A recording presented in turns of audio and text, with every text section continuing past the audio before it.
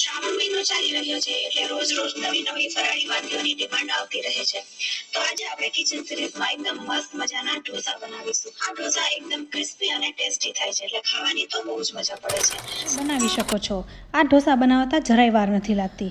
તો વિડીયોમાં બધી ટિપ્સ અને ટ્રિક્સ શેર કરેલી છે જેથી તમે એકદમ સરસ મજાના ઢોસા ઘરે બનાવી શકો છો. અહીં ઢોસામાં લીધેલી સામગ્રીનું પરફેક્ટ માપ સાથે ઢોસાનું ખીરું કેવું રાખવું. કપ સામો લીધો છે. સામો છે એક જાતનું જાડું ધાન્ય છે જેને આપણે પલાળી દઈશું. આ તરત જ પલળી જાય છે. તો સામાને 3 થી 4 વખત પાણીએ ધોઈ લેવાના છે અને સામો ડૂબે એટલું પાણી ઉમેરી પલાળી દઈશું. જલ્દી પલળી જાય એ માટે હુંફાળું પાણી પણ લઈ શકો છો.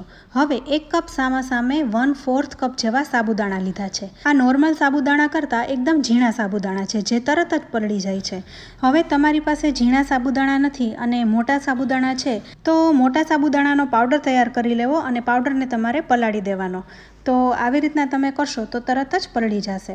હવે અહીં સાબુદાણાને 2 થી 3 વખત ધોઈને સાબુદાણા ડૂબે એટલું પાણી ઉમેરી દેવાનું છે. હવે ઢાંકી અડધી કલાક માટે રાખી દઈશું. હવે અડધી કલાક પછી તમે અહીં જોઈ શકો છો સાબુદાણા છે એ પણ સરસ રીતના ફૂલીને ડબલ થઈ ગયા છે અને સામો પણ પલળી ગયો છે. સામામાં વધારાનું પાણી છે એ આપણે કાઢી લઈશું. હવે એક મિક્સર જાર લઈશું અને તેમાં આપણે સામો અને સાબુદાણાને સાથે જ પીસી લઈશું. એકદમ અહીં બારીક પીસવાનું છે. આપણે જેવી રીતના ઢોસાનું પીસીએ એ જ રીતે એકદમ સ્મૂથ બેટર બનાવવાનું છે. તો સામો અને સાબુદાણાને મિક્સરમાં લઈ લીધા છે. સાથે આપણે સ્વાદ પ્રમાણે મીઠું ઉમેરીશું અને થોડું જીરું ઉમેરીશું. જીરું ઉમેરવાથી વધારે ટેસ્ટી લાગે છે. હવે આ ઢોસામાં આપણે આથો તો નથી લઈ આવવાનો એટલે આપણે દહીં ઉમેરીશું. તો અહીં મેં 1/4 કપ જેવું દહીં લીધું છે. આ દહીં છે એ ખાટું છે. પછી તમારે જેટલી ખટાશ જોઈતી હોય એ પ્રમાણે દહીં ઉમેરવાનું. હવે 1/4 કપ જેવું પાણી પણ ઉમેરી દઈશું. આપણે સામો અને સાબુદાણા એ પલાળીને લીધા છે એટલે એમાં પણ પાણીનો ભાગ છે એટલે હવે પહેલાં પીસી લઈશું પછી જેમ જરૂર પડે એ પ્રમાણે પાણી ઉમેરીશું. હવે અહીં બેટર છે એ એકદમ સ્મૂથ પીસાઈ ગયું છે. અહીં બેટરની કન્સિસ્ટન્સી તમે જોઈ શકો છો પતલી છે. બહુ જાડી નથી રાખવાની એટલે ટૂંકમાં આપણે ઢોસો પાથરી શકીએ એવી કન્સિસ્ટન્સી રાખવાની છે. હા, અહીં ખીરું બહુ પતલું ન થઈ જાય એનું પણ ધ્યાન રાખવાનું. તો હવે આ ખીરું તૈયાર થઈ ગયું છે. તો નોર્મલી આપણે ઢોસા કરીએ છીએ ત્યારે એમાં બેકિંગ સોડા નથી ઉમેરતા પણ અહીં આપણે 1/4 ટીસ્પૂન જેવો બેકિંગ સોડા ઉમેરવાનો છે. બેકિંગ સોડા ઉમેરવાથી ઢોસામાં એકદમ સરસ જાડી પડે છે અને ક્રિસ્પી થાય છે. કારણ કે અહીં 1/4 કપ જેવા સાબુદાણા લીધા છે. વધારે સાબુદાણા ઉમેરીશું તો ઢોસા પોચા થઈ જશે, ક્રિસ્પી નહીં થાય. અને બેકિંગ સોડા નહીં ઉમેરો તો ઢોસા ચવડ થશે. તો આ વાતનું ખાસ ધ્યાન રાખવાનું. હવે ગેસ ઉપર નોનસ્ટિક તવીને રાખી દીધી છે. તો સૌથી પહેલાં આપણે તેલથી ગ્રીસ કરી લઈશું. અહીં તવી એકદમ ગરમ થઈ ચૂકી છે એટલે હું પાણીથી થોડું એનું ટેમ્પરેચર બેલેન્સ કરી લઈશ. એટલે આ કરવું ખૂબ જ જરૂરી છે. જ્યારે તમે ઢોસા પાથરો ત્યારે તવીનું ટેમ્પરેચર છે એ મીડિયમ હોવું જોઈએ જેથી ઢોસા છે એ ચમચા સાથે ચોટે નહીં. એટલે હું ઠંડા પાણીનું પોતું ફેરવી રહી છું. હવે તેલથી સાથે ગ્રીસ પણ થઈ ગયું છે. તો ઢોસાનું ખીરું તવી ઉપર લઈ લઈશું અને સ્પ્રેડ કરી લઈશું. તો ફ્રેન્ડ્સ તમે અહીં જોઈ શકો છો એકદમ સારી રીતે સ્પ્રેડ થાય છે અને જાડી પણ પડી છે. તો ઢોસો પથરાઈ જાય ત્યારબાદ લીલા મરચાં, કોથમરી અને થોડું લાલ મરચું ઉમેરીશું એટલે કલર સરસ આવે. હવે અહીં તમારે તેલ કે બટર જે તમારે યુઝ કરવું હોય એ કરી શકાય છે. તો અહીં ઢોસાને તમારે જેટલો ક્રિસ્પી કરવો હોય એ પ્રમાણે તમે કરી શકો છો.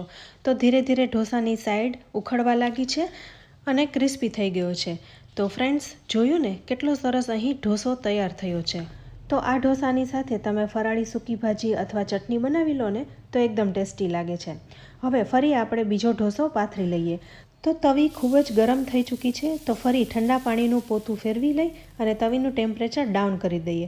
હવે ગેસની ફ્લેમને પણ લો કરી દેવાની છે અને ફટાફટ ઢોસોને પાથરી લઈશું. તો અહીં તમે જોઈ શકો છો કન્સિસ્ટન્સી આવી રાખવાની છે જેથી સરસ રીતના સ્પ્રેડ થઈ જાય. અહીં ઢોસામાં જાળી ત્યારે જ પડશે જ્યારે તવીનું ટેમ્પરેચર એકદમ પ્રોપર હશે.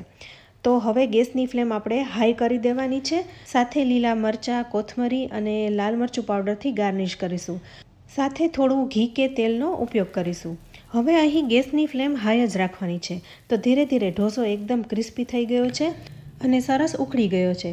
તો જુઓ ઢોસો કેટલો સરસ બન્યો છે। તો આવા ઢોસા બનાવવા માટે સામો અને સાબુદાણાનું પરફેક્ટ માપ સાથે ઢોસાના ખીરાની કન્સિસ્ટન્સી કેવી રાખવી અને ઢોસો પાથરતી વખતે તવીનું ટેમ્પરેચર કેવું રાખવું જેથી તમારે ઢોસા પાથરવામાં ક્યારેય મુશ્કેલી ન થાય અને એકદમ ટેસ્ટી ક્રિસ્પી ઢોસો તૈયાર થાય। તો ફ્રેન્ડ્સ, જો તમે ક્યારેય આ રીતે ના બનાવ્યા હોય ને તો એકવાર આ રીતે જરૂરથી બનાવજો। તો આ ગરમા ગરમ ઢોસાને હું લીલી ચટણી સાથે સર્વ કરી રહી છું। હવે આ ઢોસાને તમને નજીકથી દેખાડું તો તમે અહીં જોઈ શકો છો ઢોસામાં જાળી પણ એકદમ સરસ પડી છે અને ક્રિસ્પી થયો છે। તો જોઈને જ ખાવાનું મન થાય છે ને। તો ઝટપટ બની જતા આ ઢોસાને એકવાર જરૂરથી ટ્રાય કરવા જેવા છે। તો ફ્રેન્ડ્સ, જો તમને આ રેસીપી ગમી હોય ને તો એકવાર આ રીતે બનાવીને તમારો ફીડબેક અમને કમેન્ટ બોક્સમાં જરૂરથી આપજો। સાથે વિડીયોને લાઇક અને શેર કરજો।